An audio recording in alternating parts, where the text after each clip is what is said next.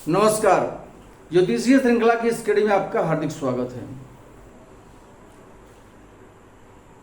कुंडली के द्वारा जातक में उत्पन्न होने वाले रोगों की संभावनाएं तलाशने के क्रम में हम पिछले वीडियोज में ग्रहों के दुष्प्रभाव में रहने से जातक पर किस किस प्रकार के रोगों की उत्पत्ति होने की संभावना होती है, इसके बारे में अध्ययन किया था। अब हम जानते हैं कि कुंडली के राशि और भाव यदि दुष्प्रभाव में हों, पीड़ित हों, तो जातक पर किस प्रकार के रोगों की उत्पत्ति की संभावना रहती है। वैसे तो हमने बहुत पहले जो वीडियो में ग्रहों, राशियों इत्यादि का व्यक्तिगत रूप से एक एक राशि का, एक एक ग्रह का विश्लेषण किया था। उन वीडियो को देखने से सब राशियों के बारे में या भावों के बारे में अलग अलग विस्तृत जानकारी दी गई है, लेकिन उसको संक्षिप्त करते हुए एक चार्ट हम यहाँ पे लिख रहे हैं, जिसके द्वारा हमें समझने में सुविधा होगी कि कौन सा भाव, कौन सी राशि किस अंग का प्रतिनिधित्व करता है, बाहरी और भीतरी किस तत्व की राशि होती है, किस पर उसका अधिकार होता है और किस धातु की राशि वो होती है। पहली राशि है मेष राशि। मेष राशि काल पुरुष की कुंडली में प्रथम भाव को इंगित करती है। मेष राशि के द्वारा सिर, बाहरी अंग में, जातक के बाहरी अंग में सिर का जो है सो अनुमान किया जाता है, सिर का प्रतिनिधित्व करता है। भीतरी अवयव में मस्तिष्क और भेजा प्रभावित होता है। यह अग्नि तत्व की राशि है और जातक की जीवनी शक्ति पर इसका अधिकार होता है। और त्रिदोष जो धातुएं हैं उसमें पित्त धातु का प्रतिनिधित्व करती है राशि। दूसरी राशि है वृष राशि। यह काल पुरुष की कुंडली के द्वितीय भाव को इंगित करती है। इसके द्वारा मुख वाले पुरुषों को के बारे में हम जानते हैं और अंदरूनी हिस्से में नेत्र, यंत्र और कंठ नली, जो भोजन नली वगैरह होती है, उसका हम अध्ययन करते हैं और उस पर प्रभाव पड़ता है। यह पृथ्वी तत्व की राशि है। हड्डी एवं मांस पर इसका आधिपत्य है और वात धातु की राशि है। अगली राशि है मिथुन। यह तृतीय भाव का प्रतीक है। भुजा और गला बाहरी अंग में, काल पुरुष के बाहरी अंग में भुजा और गला का प्रतिनिधित्व करता है। ये भीतरी अवयव में श्वास नली, रेस्पिरेटरी ऑर्गन जो होते हैं उस पर प्रभाव डालती है राशि।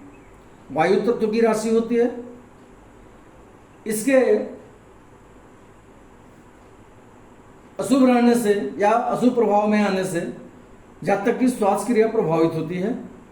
यह कफ धातु की राशि है। अगली राशि है कर्क राशि। यह काल पुरुष की कुंडली के चतुर्थ भाव का द्योतक है। बाहरी अंग में वक्षस्थल को इंगित करता है या उसको प्रभावित करता है। भीतरी अवयव में फेफड़ा, लंग्स इत्यादि इससे प्रभावित होते हैं। जल तत्व की राशि है ये।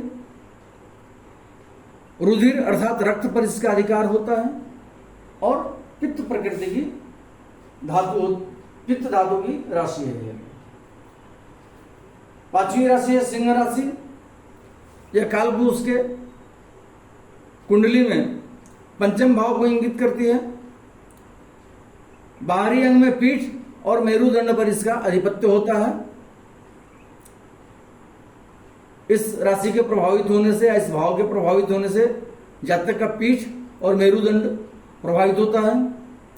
भीतरी अवयव में अतड़ी, अमाशय कलेजा अर्थात हृदय, अतरी मतलब वो इंटेस्टाइन जो होता है, आंत अमाशय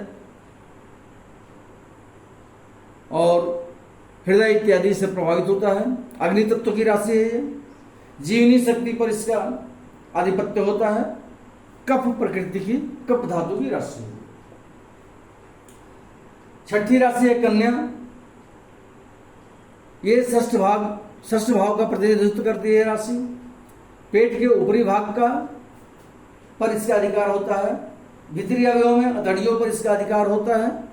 डाइजेस्टिव सिस्टम जो जितना होता है उस पर इसका अधिकार होता है, पाचन तंत्र पर। यह पृथ्वी तत्व की राशि है। हड्डी एवं मांस पर इसका अधिकारी होता है और यह कफ धातु की राशि है। अगली राशि है तुला। कालपुरुष की कुंडली में सप्तम भाव को इंगित करती है यह राशि। बाहरी अंग में कमर पर इसका आधिपत्य है। भीतरी अवयव में गुर्दा अर्थात किडनी पर इसका आधिपत्य है, उसको प्रभावित करती है राशि। वायु तत्व की राशि है। इसके अशुभ होने से, अशुभ प्रभाव में रहने से श्वास क्रिया प्रभावित होती है जातक की। और यह पित्त धातु की राशि है। अगली राशि है वृश्चिक। यह कालपुरुष की कुंडली में अष्टम भाव का द्योतक है। यह जननेंद्रिय अर्थात जेनेटल ऑर्गन्स जो होते हैं उनका और गुह्य स्थान का प्रतिनिधित्व करता है, उस पर अपना प्रभाव छोड़ता है। भीतरी अवयव में जननेंद्रिय जो जेनेटल ऑर्गन होते हैं एवं गुदा का जो है आंतरिक भाग, उस पर प्रभाव डालता है। ये जल तत्व की राशि है। रुधिर अर्थात रक्त पर इसका अधिकार होता है। वात धातु की राशि है। अगली राशि है धनु। ये कालपुरुष की कुंडली में नवम भाव का प्रतिनिधित्व करती है। बाहरी अंग में चूतड़ एवं जांग का इससे अध्ययन किया जाता है। भीतरी अवयव में चूतड़ का पोर्शन एवं जांग की नसें इससे प्रभावित होते हैं, उस पर इसका प्रभाव रहता है। यह अग्नि तत्व की राशि होती है। जीवनी शक्ति पर इसका अधिकार होता है। कफ धातु की राशि है ये। अगली राशि है मकर। कालपुरुष की कुंडली में दसम भाव पर इसका आधिपत्य है। यह घुटना को इंगित करता है, घुटना को प्रभावित करने वाली राशि है यह। भीतरी अवयव में घुटने के जोड़ की जो हड्डियां होती हैं वो इसके अशुभ प्रभाव में रहने से प्रभावित होती हैं। तत्व पृथ्वी तत्व की राशि है। हड्डी एवं मांस पर इसका आधिपत्य है और पित्त धातु की राशि है। अगली राशि है कुंभ। यह एकादश भाव को इंगित करती है राशि। पिंडलियों एवं टखनों, बाहरी अंग में इनको प्रभावित करती है और भीतरी अवयव में पिंडलियों एवं टखनों की हड्डी एवं नस इसको प्रभावित करती है राशि। वायु तत्व की राशि होती है। श्वास क्रिया प्रभावित होती है इससे और वात धातु की राशि होती है।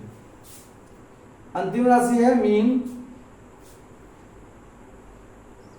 कालपुरुष की कुंडली में द्वादश भाव 12वें भाव का द्योतक है। इसके द्वारा चरण, सुपति एवं पैर की उंगलियों का अध्ययन किया जाता है, उन पर प्रभाव रहता है इसका।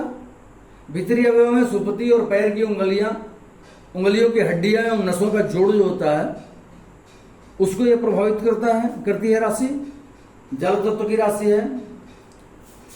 रक्त पर इसका अधिकार है और कफ धातु की राशि होती है। तीन प्रकृतियां, तीन धातुएं हैं, कफ, पित्त और वात। जितने भी रोग उत्पन्न होते हैं इन त्रिधातुओं के अनबैलेंस होने के कारण, अनियमित होने के कारण ही उत्पन्न होते हैं। और जब आदमी रोग से ग्रसित होता है तो उसकी चार चीजें ही प्रभावित होती हैं। उसकी जीवनी शक्ति, प्राण शक्ति प्रभावित होती है। हड्डी और मांस जो है सो उसके प्रभावित होते हैं। श्वसन क्रिया पर उसका प्रभाव पड़ता है, रेस्पिरेटरी सिस्टम पर, और रुधिर पर, रक्त पर प्रभाव पड़ता है। अब इस चार्ट को देखने से हमको यह साफ अनुभव होता है कि अग्नि तत्व की जितनी राशियां हैं, जैसे मेष राशि हो गई, सिंह राशि हो गई और धनु राशि, ये जीवनी शक्ति को, जातक की जीवनी शक्ति को प्रभावित करते हैं। पृथ्वी तत्व की जितनी राशियां हैं, वृष राशि हो गई, कन्या राशि हो गई और मकर राशि हो गई, यह हड्डी एवं मांस का प्रतिनिधित्व करते हैं, उनको प्रभावित करते हैं। और वायु तत्व की जितनी राशियां होती हैं, जैसे मिथुन हो गई, तुला और कुंभ, ये वायु तत्व की राशियां जो हैं ये जातक के श्वसन क्रिया को प्रभावित करती हैं। और जल तत्व की जो राशियां होती हैं, जैसे कर्क हो गया, वृश्चिक राशि हो गई और मीन राशि हो गई, ये जातक के रक्त पर अपना प्रभाव डालती हैं।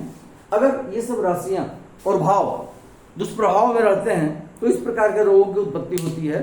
इस चार्ट को देखने से एट ए ग्लांस हम बता सकते हैं कि कौन सा भाव जातक का बुरी स्थिति से प्रभावित है और बुरे प्रभाव में है, और उसके द्वारा किस प्रकार के रोग होने की संभावना जातक को है। अगले वीडियो में हम रोगों के अनुमान से संबंधित कुछ सूत्र लेकर के आएंगे, ज्योतिषीय सूत्र। नमस्कार।